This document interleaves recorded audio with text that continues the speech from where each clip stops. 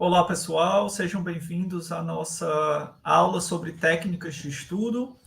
Eu sou o professor Leonardo e aqui a gente vai estar falando um pouquinho, passo a passo, de como a gente inicia uma pesquisa e algumas questões relacionadas também a formatações de um estudo científico. Talvez nesse momento vocês devam estar, como na figura, dentro de um labirinto, em que todas as paredes têm pesquisa, pesquisa, pesquisa. Mas em um processo de pesquisa é importante que, apesar que estejamos nesse labirinto, a gente compreenda que nada se faz ao acaso.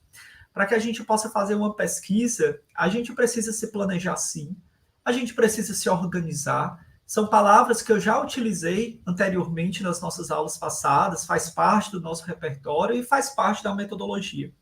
Uma metodologia bem aplicada é uma metodologia que ela está bem embasada, é uma metodologia que ela precisou ser planejada, e aqui a gente vai compreender um pouco desse passo a passo.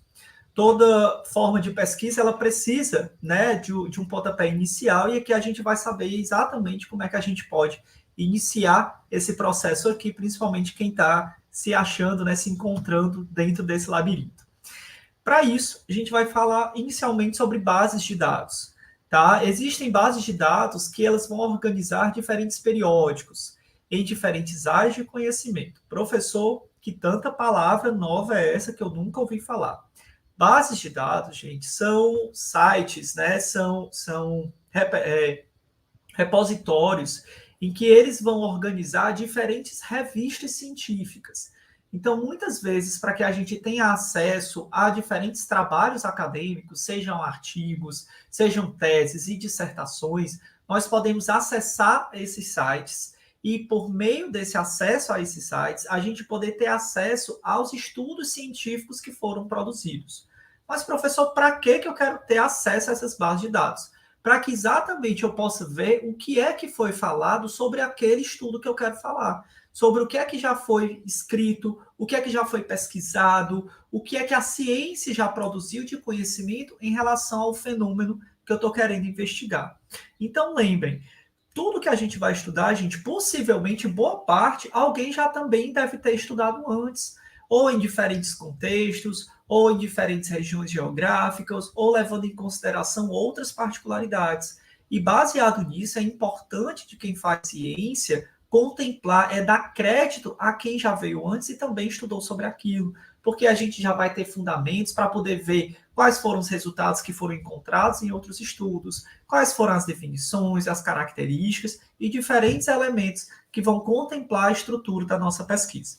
Para isso, as bases de dados vão ser importantíssimos elementos que a gente vai poder pesquisar sobre os assuntos que a gente tem interesse. Aqui eu coloquei algumas bases de dados, não são todas, existem várias outras.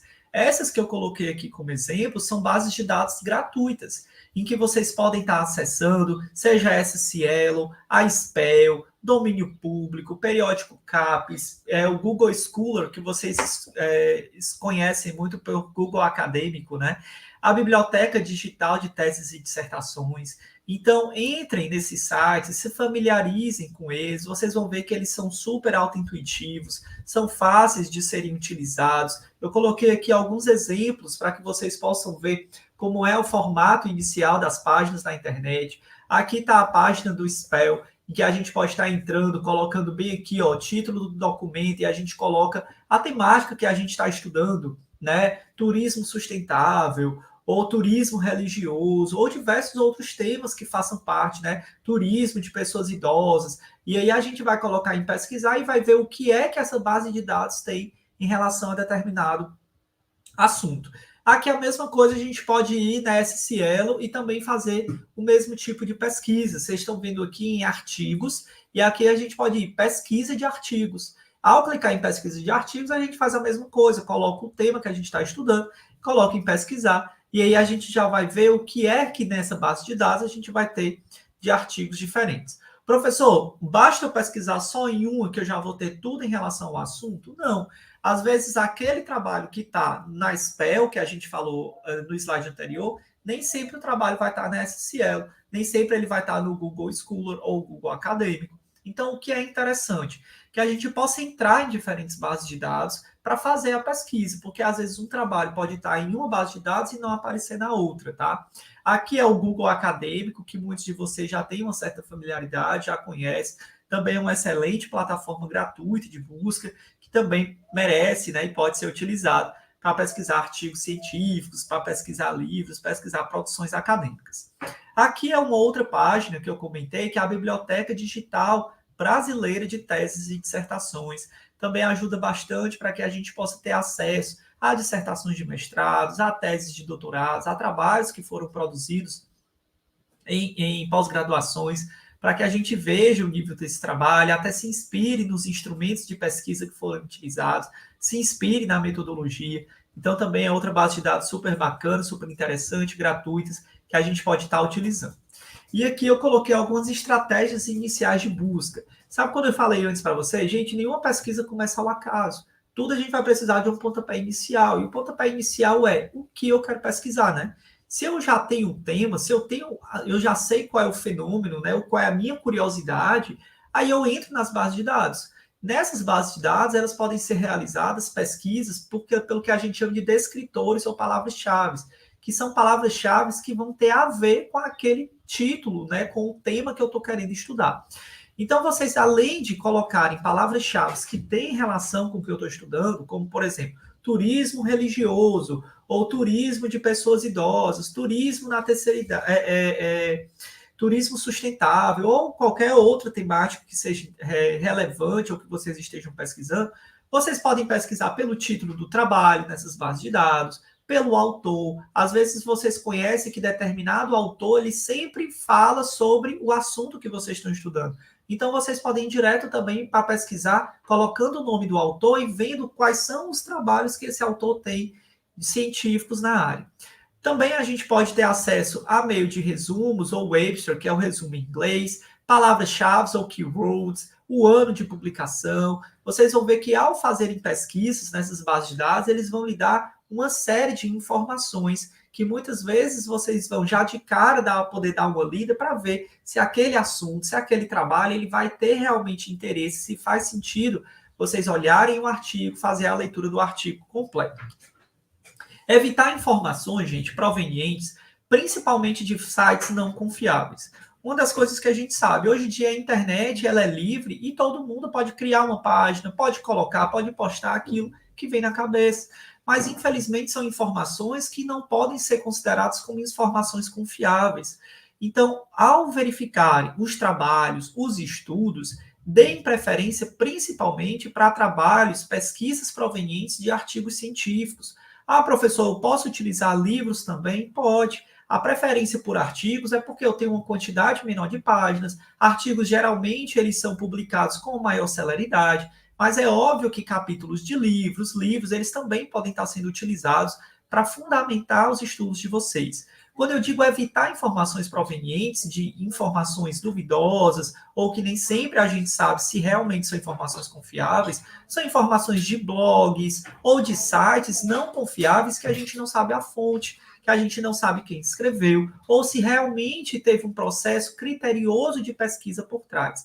Lembrem, uma característica fundamental da metodologia é exatamente uma pesquisa sistemática. É quando a gente vai dizer que aqueles dados que eu estou falando, eles são dados confiáveis, que seguiu critérios rigorosos durante o seu desenvolvimento.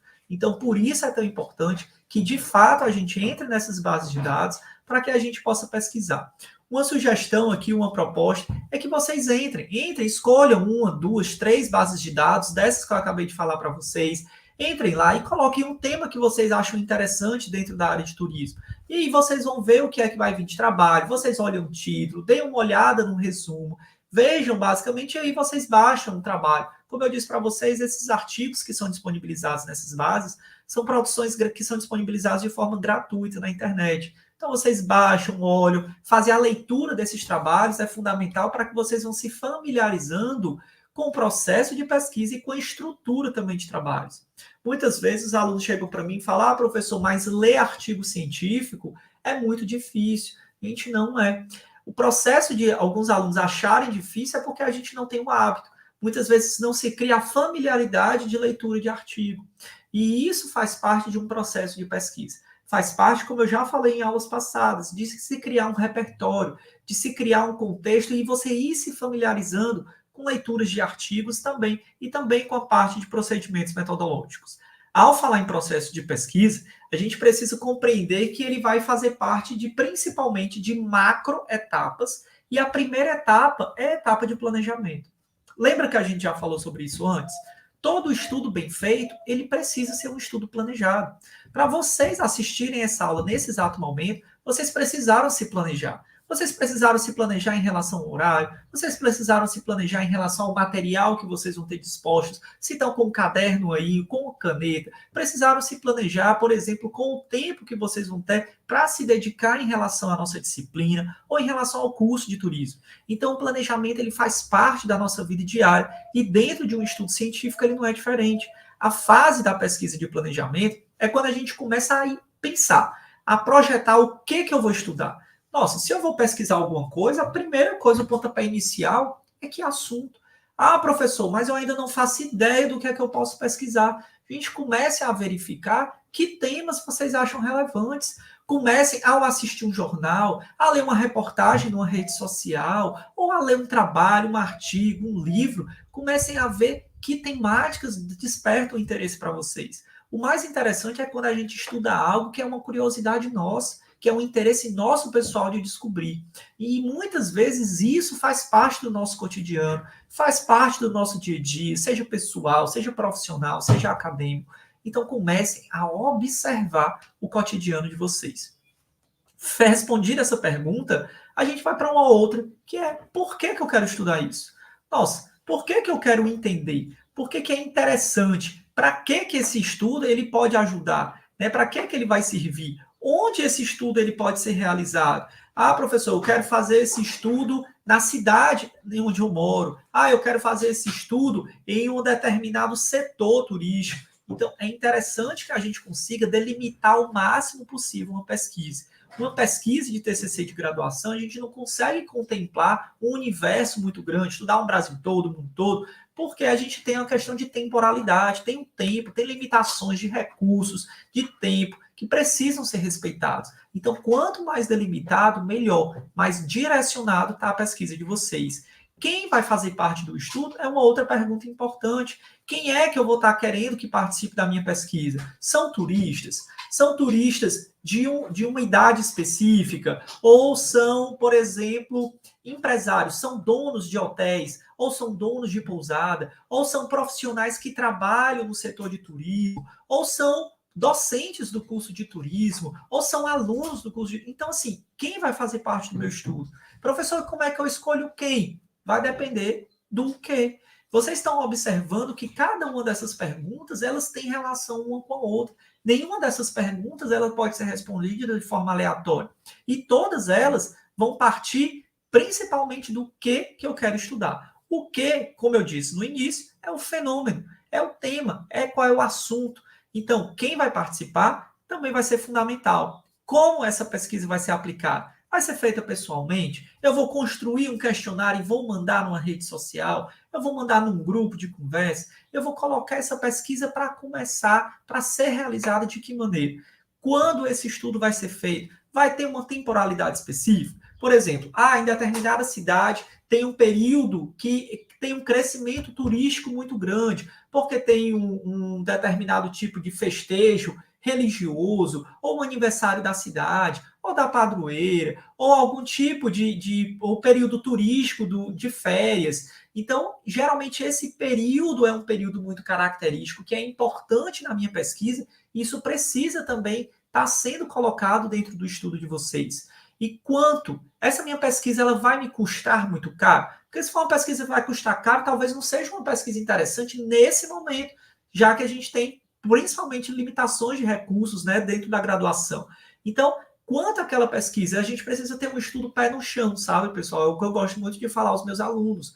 Muitas vezes o aluno ele vem com uma pesquisa que às vezes vai abordar o Brasil inteiro e aí a gente começa, opa, peraí, você tem condições de sair viajando por diferentes estados, diferentes cidades? Então, vamos centrar, vamos colocar uma localidade para que a gente tenha cada vez mais um olhar direcionado ao contexto, e aí, à medida que a pesquisa for se desenvolvendo, principalmente pensando, né, em futuros estudos, talvez na especialização, numa pós-graduação futura, aí a pessoa pode complexificar ainda mais. Mas é sempre importante a gente ter esse pé no chão também, de uma pesquisa, ela precisa estar bem fundamentada aí nessas perguntas, e essas perguntas elas vão fazer parte também, né, em algum momento, dessas partes da metodologia que a gente vai estar trabalhando. A questão de pesquisa, eu já cheguei a comentar sobre ela também em aulas anteriores. Ela vai ser a pergunta que deverá ser respondida com a realização do estudo de vocês. Professor, e eu preciso ter uma questão de pesquisa no meu estudo? Gente, precisa, é importante, porque é por meio da questão de pesquisa que o leitor vai querer saber o que é que vocês estão procurando responder. Então, se eu vou pesquisar, é porque eu estou procurando algo. Se eu vou fazer uma pesquisa, é porque existe alguma dúvida. Eu não vou pesquisar algo que eu já sei a resposta. Eu não posso pesquisar onde está a minha caneta, porque eu sei que a minha caneta está aqui na minha mão. Então, se eu quero fazer uma pesquisa, eu preciso entender o que é que eu vou perguntar. Qual é a pergunta disparadora? O que é que vai estar por trás desse estudo que eu vou estar realizando? E é interessante quando essa questão de pesquisa ela já está explícita, ela está exposta dentro do meu trabalho, porque isso ajuda também a delinear o direcionamento do leitor em relação a como o estudo de vocês foi construído. Uma segunda etapa da metodologia é quando a gente vai para a parte de execução. Nessa execução é quando o pesquisador ele entra de fato em contato direto com o problema, entra em campo para realizar a pesquisa. Eu gosto muito de dizer que é quando a gente coloca a mão na massa, sabe? Então, nessa segunda etapa é quando a gente prepara o campo de pesquisa, a gente entra em campo, analisa e interpreta os dados também.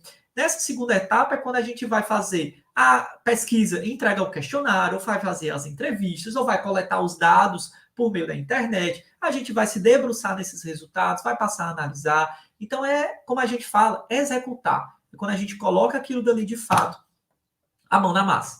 A terceira etapa, gente, é quando a gente já vai para a comunicação dos resultados. Ou seja, o estudo foi feito, a pesquisa já foi concluída, e é quando a gente vai pegar esses resultados para colocar eles expressos para a sociedade.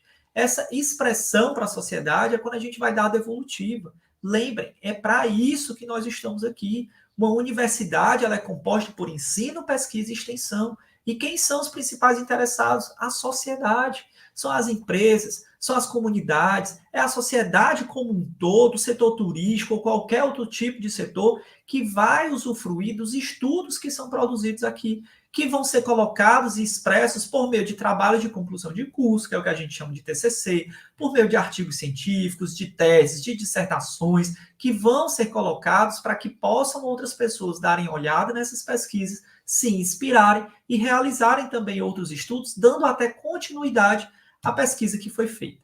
Uma das coisas que muitos alunos se preocupam, e é uma preocupação extremamente válida e super importante, é sobre a formatação. E desde já eu já quero mostrar para vocês, porque as formatações não é algo que precisa ou deve ser feito somente na disciplina de metodologia. Qualquer disciplina, gente, que vocês vão cursar na graduação ou fora, seja no ambiente de trabalho, seguir uma boa formatação é necessário, porque a formatação vai fazer parte de uma didática do trabalho de vocês, de um cuidado.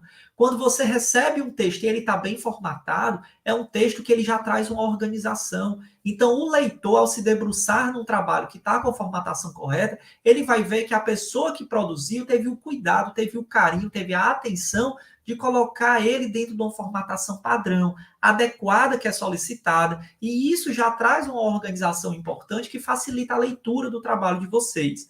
A formatação que é colocada na Universidade Federal do Piauí é para seguir a ABNT, que é a Associação Brasileira de Normas Técnicas. Colocando uma formatação geral aqui, a gente vai falar, por exemplo, da formatação de página do trabalho. Lá no Word, vocês vão ver lá no link de layout, vocês vão ver que vocês podem fazer a formatação, onde a margem superior e a margem esquerda vai ser de 3 centímetros, a margem inferior e a margem direita de 2 centímetros. Papel branco, A4 normal, fonte da letra tamanho 12, margem esquerda e superior 3, como eu acabei de falar, inferior e direita 2, E o espaçamento entre linhas é o espaçamento de um e-mail. Ah, professor, eu tenho dificuldade, eu não sei como é que eu vejo isso, eu tenho dificuldade de mexer no Word. Gente, hoje só o que tem são pessoas no YouTube ensinando práticas básicas de como se trabalhar no Word. Se você tem uma dificuldade de colocar formatação em página, ou se você tem dificuldade de colocar alinhamento, de como é que coloca parágrafo, eu sugiro que vocês separem 5 minutos do dia de vocês para que vocês vejam isso. Antes, para você ter acesso a essas informações, você precisava pagar um curso, hoje tem de forma gratuita na internet. E isso, mais uma vez eu repito, não é algo que vocês vão utilizar só na faculdade, não. Vocês usam isso no dia a dia do trabalho. É quase que impossível uma pessoa hoje em dia trabalhar sem saber utilizar ferramentas básicas como o pacote Office e principalmente o Word. Então, se dediquem, tirem 5 minutos, olhem, né, em YouTube ou em qualquer outra plataforma, importante para que vocês vejam como é que se faz essas formatações, para quando vocês forem produzir os trabalhos, vocês já comecem esse movimento de fazer os trabalhos dentro da formatação da ABNT necessária. Como é a forma gráfica do texto? Apresentação, o editor Word é o clássico, é o que a gente sempre vai estar utilizando. A letra, a ABNT fala que ela pode ser ou na fonte Times New Roman ou na fonte Arial, sempre sendo colocado isso no tamanho 12. Notas de rodapé, que é aquela nota que aparece lá embaixo, lá no finalzinho, não é sempre que ela aparece, mas caso seja necessário, essa nota ela deve ser tamanho 10 ou tamanho 11, ou também citações longas. Citação longa, a gente vai ter uma aula de citação no segundo bimestre. É aquela citação que ela é recuada. Vocês já leram um texto, o texto está vindo aqui e do nada aparece uma citação que ela está mais deslocada à direita. Essa citação a gente chama de citação direta longa. Então, essas citações longas, a ABNT fala que ela tem que ter uma letra menor que 12. Ela não diz o tamanho, mas a gente recomenda que seja tamanho geralmente 11 ou 10. É menor do que 12, mas não pode ser 5, porque senão a pessoa não vai conseguir enxergar. Então, eu sempre recomendo, coloque tamanho 11 ou tamanho 10, mas contanto que seja menor que 12, mas também não tão pequeno que a gente não possa visualizar. Espaçamento entre linhas, eu já falei antes, é um espaçamento entre linhas 1,5, e isso também vocês conseguem ver por meio da formatação no Word. Vocês se familiarizem, quem já sabe mexer, ótimo, quem não sabe, não tem problema. É correr atrás da informação. O que eu não posso é cruzar os braços e achar que está tudo muito bem, obrigado. Se eu quero informação, lembre que eu disse. Quando a gente está na universidade, a gente precisa ter um comportamento proativo. A gente precisa correr atrás, a gente não pode estar de braço cruzado. É correr atrás para ver. Ah, professor, não sei como é que eu faço esse espaçamento entre linhas. Vai lá, coloca lá, no YouTube, no Google, enfim, que você vai ver pessoas explicando como é que faz isso. Texto justificado, é aquele texto alinhado. Não é aquele parágrafo que a pessoa escreve, uma linha está maior, uma linha está menor, outra linha está maior de novo. Então, o texto ele precisa estar organizado. E espaçamento também entre parágrafos, 1,5. Quais são os elementos que vão compor uma estrutura de um trabalho científico? Aqui eu vou falar para vocês, principalmente, uma estrutura de trabalho de monografia. Professor, por que o senhor está focando agora em monografia? Porque a monografia ela vai ser um trabalho mais extenso, ele vai ser um trabalho que vai ter mais elementos, e quando a gente fala de artigo, a gente vai ter como se fosse um recorte, a gente vai ter algo mais enxuto, mas como eu já falei antes, são elementos que também aparecem na monografia. Então, quando a gente fala de trabalhos científicos, nós vamos ter elementos que a gente chama de pré-textuais. E o nome, gente, fica fácil. Vem antes do texto, por isso pré. São aqueles que vão anteceder o texto com informações que contribuem para uma identificação e utilização do trabalho. Por exemplo, quando a gente fala de elementos pré-textuais, é a capa, é a folha de rosto, folha de aprovação, dedicatória, agradecimento, resumo, sumário, lista de ilustrações, lista de tabelas, lista de gráficos. Então, todos esses elementos que a gente coloca inicialmente, que vem antes do texto, nós chamamos disso de elementos pré-textuais. Logo em seguida, a gente vai para os elementos textuais. E o nome também já fala. São aqueles considerados elementos do texto. É a parte do trabalho em que a gente vai apresentar a introdução, a gente vai apresentar o referencial teórico, é quando a gente apresenta a metodologia, a análise e discussão dos resultados, a conclusão. Então, faz parte de uma introdução, todo o desenvolvimento do trabalho e conclusão. Todos esses elementos compõem a parte textual da minha pesquisa científica. E aí a gente vai ter os pós-textuais, que vão vir complementando o nosso trabalho. Isso faz parte. A lista de referências, todos os autores que eu cito no decorrer do meu trabalho, eles precisam estar na lista de referência.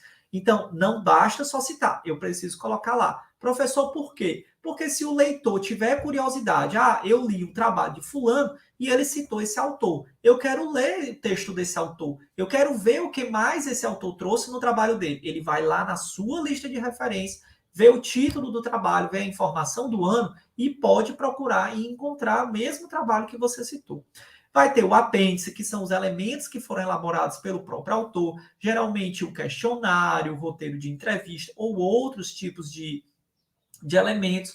Os anexos podem compor os elementos pós-textuais, que são os elementos que não foram elaborados pelo autor. Então, às vezes, eu peguei uma informação do IBGE, posso colocar esses gráficos aqui no anexo? Pode, tranquilo. E glossário, que são informações também pós-textuais interessantes, que podem estar acompanhando o estudo de vocês.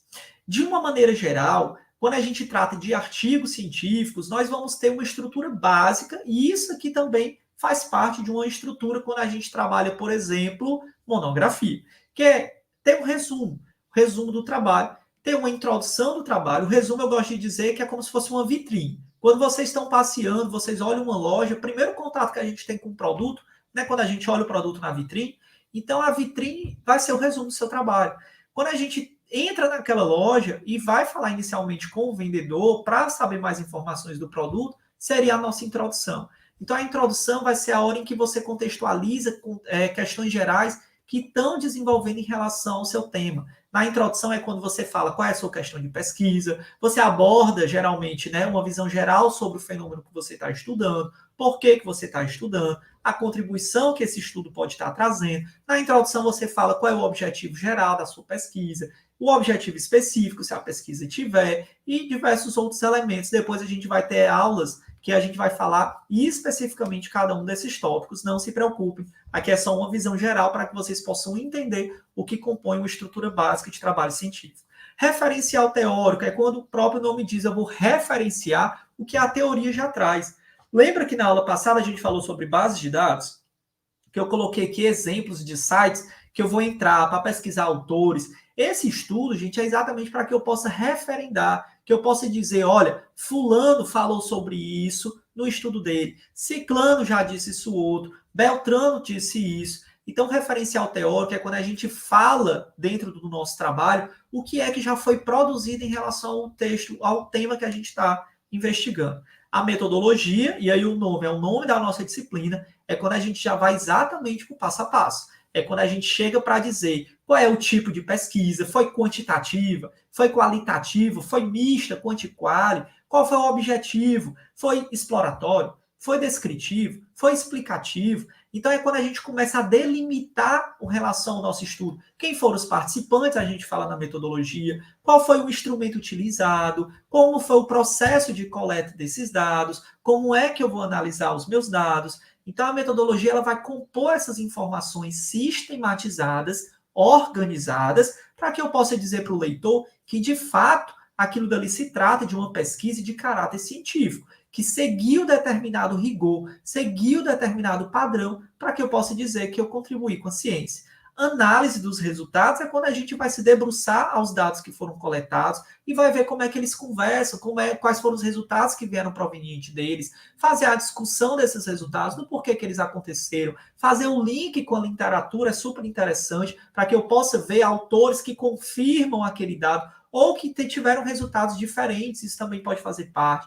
A conclusão ou considerações finais é quando a gente já parte para o fechamento do meu trabalho. É quando a gente já vai ali para um entendimento geral, se eu conseguir atingir o objetivo ou não, quais são as contribuições do trabalho, quais são as limitações da minha pesquisa, porque todo estudo tem limitação, e também quais são as propostas de estudos futuros. E a gente não pode esquecer também das referências. Como eu disse antes, tudo aquilo que está citado ao longo do meu texto, eu preciso estar nas listas de referências, tanto por respeito em relação a quem já estudou sobre esse assunto antes, mas também para facilitar pessoas que querem ter acesso àquele autor que você citou no referencial teórico, querem saber diretamente o trabalho dele, vai lá na sua lista de referências e conseguem também procurar o mesmo texto que você citou. Então, essa é a estrutura básica que vai compor aí boa parte dos estudos acadêmicos. Ficamos aqui na nossa aula de hoje, gente. Muito obrigado. Esse é meu e-mail. Podem entrar em contato se acharem necessário. Muito obrigado, gente.